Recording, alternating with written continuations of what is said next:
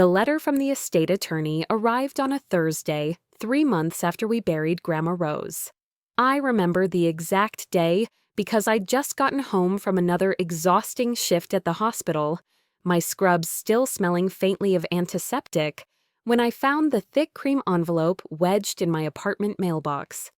"Dear Ms. Sarah Chen," it began, "we regret to inform you of certain irregularities discovered during the final audit of Rose Chen's estate trust."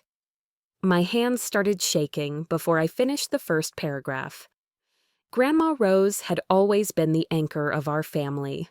While my parents, Michael and Linda, built their real estate empire in Silicon Valley, Grandma raised me and my younger sister Emma in her sprawling Victorian in San Francisco's Sunset District. She taught us to make pot stickers from scratch, told us stories about immigrating from Taiwan in the 1960s, and showed us what unconditional love looked like. According to YouTube analytics, 99.6% of viewers are not subscribed. That's a huge number. By subscribing the channel that is completely free, you'll help support the channel and never miss fresh content. When she passed at 87, her mind sharp until the very end, she left behind a trust worth $800,000. Half for me, half for Emma. Our parents were named as trustees, responsible for managing the distribution. It was supposed to be simple. According to the attorney's letter, $400,000 had vanished. I read the document 3 times, my medical training forcing me to process information methodically, even as my heart hammered against my ribs. The transactions were detailed in an attached spreadsheet. $50,000 withdrawn for estate taxes that didn't exist, $75,000 for property maintenance on a house that had been sold, $125,000 labeled simply as administrative fees, and smaller amounts trickling out over 6 months until half the trust had evaporated. All authorized by my parents as co-trustees. All completely legal, technically speaking, because Grandma had trusted them with full discretionary power. I called Emma immediately. She was 26, 4 years younger than me, working as a graphic designer in Los Angeles. We'd grown distant over the past few years. She'd sided with our parents during my contentious divorce, suggesting I was being too rigid when I refused to reconcile with a cheating husband. Did you get a letter from the estate attorney?" "Oh, that?" Her voice was light, unconcerned. "Yeah, Mom explained everything. The estate was more complicated than Grandma thought. There were debts, back taxes, all sorts of issues. We're lucky to get what we're getting." My throat tightened. "Emma, there were no debts. I helped Grandma with her finances. She was meticulous." "Sarah, you're not an accountant. Mom and Dad have been dealing with estates for years through their business. They know what they're doing. They stole $400,000. The silence on the line felt like ice water. "That's an insane thing to say about your own parents," Emma finally said, her voice cold. "Honestly, this is so typical of you. Always assuming the worst, always looking for problems. Maybe if you spent less time being paranoid and more time being grateful." "Grateful? Emma, that money was for us, for our futures. Grandma wanted us to be a family, and you're trying to destroy that over money.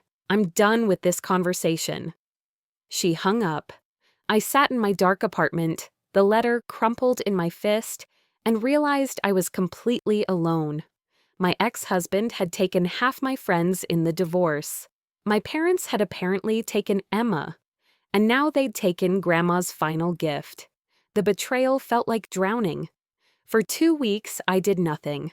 I went to work, smiled at patients, collaborated with nurses, and pretended everything was fine. But at night, I researched. California trust law, fiduciary duty, breach of trust claims. I made spreadsheets of my own, documenting every transaction, comparing them against Grandma's meticulous financial records that I'd helped her organize in her final years. The evidence was damning. My parents had systematically looted the trust, hiding behind legitimate-sounding expense categories while funneling the money into their own accounts. I could sue them. The attorney had made that clear. But lawsuits were expensive, public, and could take years. My parents had resources I didn't have. I needed something else, something that would make them understand the magnitude of what they'd done.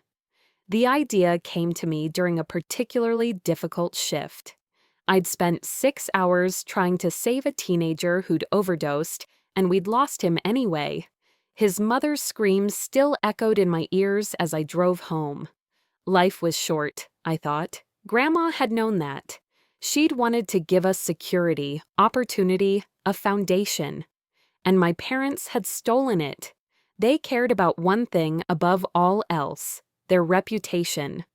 In their social circle of wealthy real estate investors and country club elites, image was everything. My father had spent 30 years building his name as a trustworthy, ethical businessman. My mother prided herself on being a pillar of their community. I would take that away from them. First, I needed Emma to see the truth. She was the key. If I could turn her back to my side, my parents would lose their shield of family unity. But Emma wouldn't listen to me. She'd made that clear. So I needed someone she would listen to. I spent 3 days tracking down Grandma's oldest friend, Margaret Wong. She was 92, living in a nursing home in Daly City, and when I visited her with a box of her favorite almond cookies, her eyes lit up with recognition. "Sarah, Rose's granddaughter, you look so much like her." We talked for hours. I showed her the documents. Her face, already creased with age, seemed to collapse further with sadness and anger. "Rose was so proud of you girls," she said quietly. She scrimped and saved her whole life. Every dollar in that trust came from her working at the garment factory, from selling her jade jewelry, from never taking vacations. She wanted you to have better lives. "Would you be willing to talk to my sister?" I asked. "She doesn't believe me, but she might believe you." Margaret nodded slowly. "I'll do it for Rose." I arranged the meeting carefully. Emma was coming to San Francisco for a design conference in 2 weeks. I told her Margaret wanted to see her, that Grandma's oldest friend was failing and wanted to say goodbye. Emma, despite everything, had loved Grandma. She agreed. I wasn't there for their conversation. Margaret called me afterward. "She cried," Margaret said, "when I showed her the letters Rose wrote to me, talking about the trust, about her plans for you girls. When I explained how hard your grandmother worked, your sister didn't want to believe it, but she's not stupid, Sarah. She knows." Emma called me that night. Her voice was small, broken. "Sarah, can we talk?" We met at Grandma's favorite dim sum restaurant in Chinatown, the one where she'd take us every Sunday morning. Emma looked like she'd been crying for days, her eyes red and swollen. "I'm so sorry," she whispered. "I should have listened to you. Mom and Dad have been so good to me lately. After you and Jason divorced, they kept telling me you'd changed, that you'd become bitter and vindictive. They said you were trying to turn me against them." "Classic projection," I said softly. "They gave me $50,000 last month," Emma continued, staring at her tea. "Said it was an early inheritance, that they wanted to help with my student loans. Now I realize, God, Sarah, that was Grandma's money, wasn't it?" I nodded. "They bought my loyalty," she said, her voice breaking. "And I let them. They're our parents. We're programmed to trust them. What are we going to do?" That was the question I'd been waiting for. Because now, with Emma on my side, everything changed. "We're going to make this right," I said, "but not the way they expect." Over the next month, Emma and I built our case like architects constructing a building, carefully, precisely, with attention to every detail. We gathered every piece of evidence: bank statements, trust documents, emails, text messages. We interviewed the original estate attorney who'd set up Grandma's trust and had been mysteriously replaced by my parents with their own lawyer. He was horrified when we showed him what had happened. "This is unconscionable," he said. "Rose was so clear about her intentions. She came to me specifically because she wanted to protect the money from complications." "From our parents," I finished. He nodded reluctantly. "She never said it directly, but yes." We didn't go to the police. What my parents had done was legal. Technically, trustees have broad powers. We couldn't sue them without spending years and tens of thousands in legal fees we didn't have. Instead, we went to their community. My father was up for election as president of the Northern California Real Estate Investors Association, a position he'd coveted for years. The election was in 6 weeks. My mother was chairing a charity gala for the Asian Art Museum, her biggest social triumph. We wrote a letter. It was factual, detailed, and devastating. We explained what Grandma Rose had done, a working-class immigrant woman who'd saved every penny to provide for her granddaughters. We outlined exactly how our parents, as trustees, had systematically drained the trust. We included copies of documents, bank statements, everything. We didn't editorialize. We didn't need to. The facts spoke for themselves. Then we sent it to every member of the Real Estate Investors Association, to every board member of the Asian Art Museum, to the partners at my father's firm, to their country club, to their church.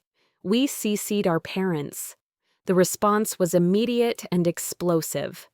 My father called at 11 p.m., his voice shaking with rage.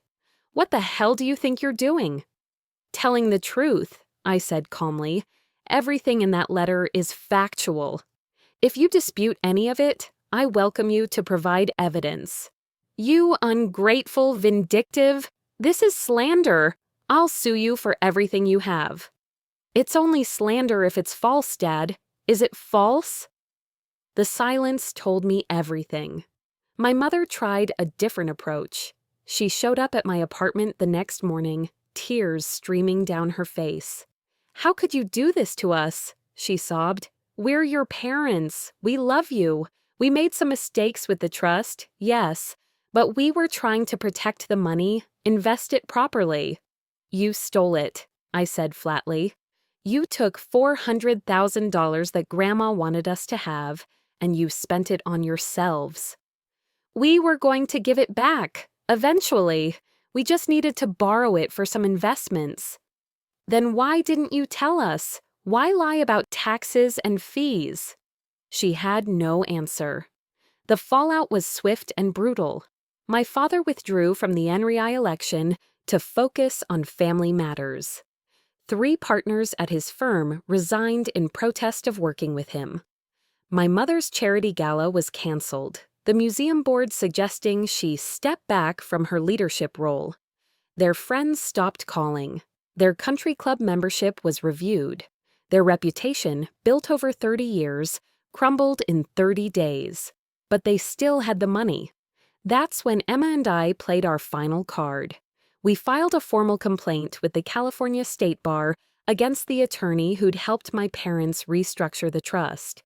We provided evidence showing he'd known about the irregular withdrawals and had failed in his duty to protect the beneficiaries. We filed a complaint with the IRS, suggesting the administrative fees might constitute taxable gifts that hadn't been properly reported. We made it clear we wanted our money back, or we would pursue every legal avenue available until we got it. My father called a week later. His voice was different now, defeated, hollow. "What do you want?" he asked. "The $400,000 you took," I said, "plus interest, plus an additional $100 for the emotional distress and the years of security. You stole from us. That's ridiculous." "Or we can continue. Your attorney is facing disbarment. The IRS is very interested in those transfers, and we're about to send our documentation to the Chronicle. I'm sure they'd love a story about wealthy real estate investors stealing from their dead mother's trust. The settlement took 2 weeks to finalize. My parents transferred $550,000 back into accounts for Emma and me. They also had to write a formal apology, admitting to mismanaging the trust and acknowledging the harm they'd caused. The money hit our accounts on a Tuesday. Emma called me immediately. "It's really over," she said, wonder in her voice. "Yeah," I said. "It is." But it wasn't. Not really. The money was back, yes. Justice, in a material sense, had been served, but the cost was incalculable. I hadn't spoken to my parents in 3 months, except through attorneys. Emma had tried once, accepting their invitation to dinner, but came back shattered. They'd spent 2 hours blaming us for destroying the family, insisting they'd done nothing wrong, playing the victims. "They really believe it," Emma told me, her voice hollow. "They've convinced themselves we're the villains in this story." At Thanksgiving, we didn't go home. For the first time in our lives, Emma and I spent the holiday together, just the two of us, in my apartment. We made pot stickers the way Grandma taught us, our hands working the dough in familiar patterns. "Do you think she'd be proud of us?" Emma asked quietly. I thought about Grandma Rose, who'd fled Taiwan with nothing, who'd worked brutal hours at a garment factory, who'd saved every penny so her granddaughters could have opportunities she never had, who'd trusted her son to honor her wishes. "I think she'd be proud we fought for what was right," I said, "even when it cost us everything." "Did we do the right thing?" Emma asked, voicing the question that had haunted me for months. I didn't answer immediately, because the truth was complicated. We'd gotten the money back, we'd held our parents accountable, we'd exposed their betrayal and ensured they faced consequences. But we'd also lost our family. Emma and I had each other now, stronger than ever, but the parents we'd known, or thought we'd known, were gone. Holidays would never be the same. Future milestones, marriages, children, achievements, would be marked by their absence. "I think we did the only thing we could live with," I finally said. "Grandma spent her life teaching us that integrity matters, that you stand up for what's right, even when it's hard. We honored that." Emma nodded slowly, tears sliding down her cheeks. "I just wish it didn't hurt so much." "Me too."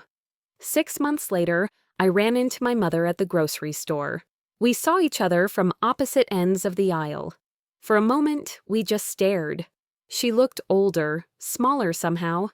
The perfect makeup and designer clothes couldn't hide the exhaustion in her eyes. She turned away first, disappearing around the corner without a word.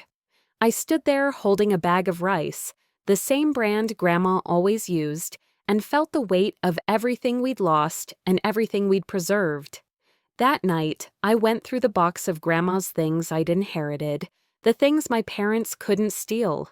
Photo albums, her jade bracelet, handwritten recipes, letters she'd saved. At the bottom, I found a journal entry from 2 years before she died. "I worry about Michael and Linda sometimes. Success has changed them.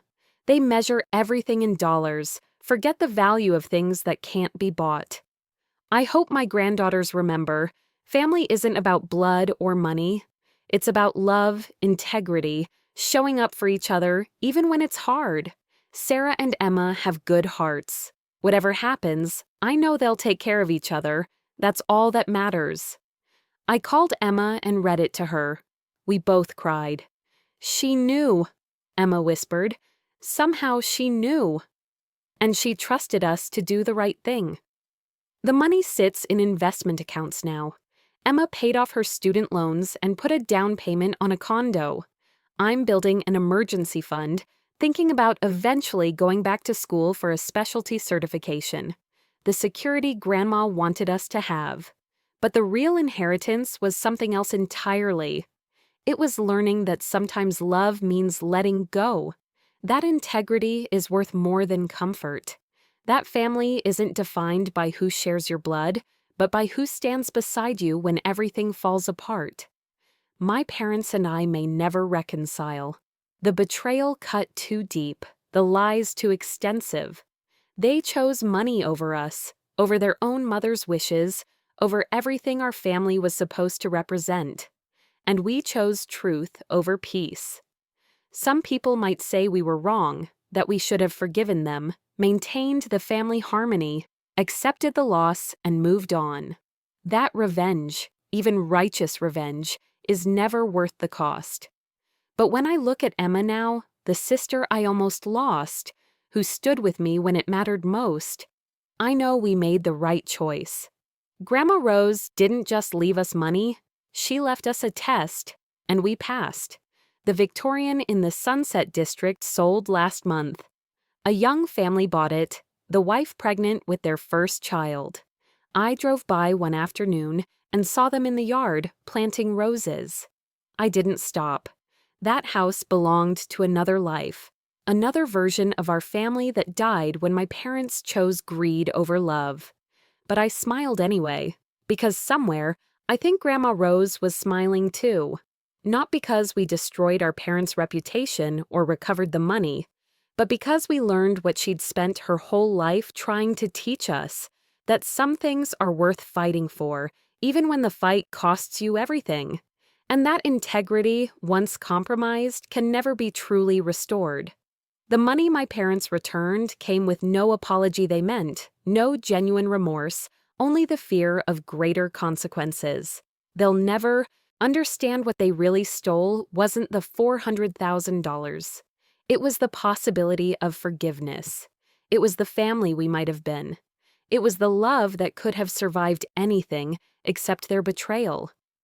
Emma and I are building something new now, a family of two, forged in fire and grief, and the painful triumph of standing up for what's right. We have Sunday dim sum, just the two of us.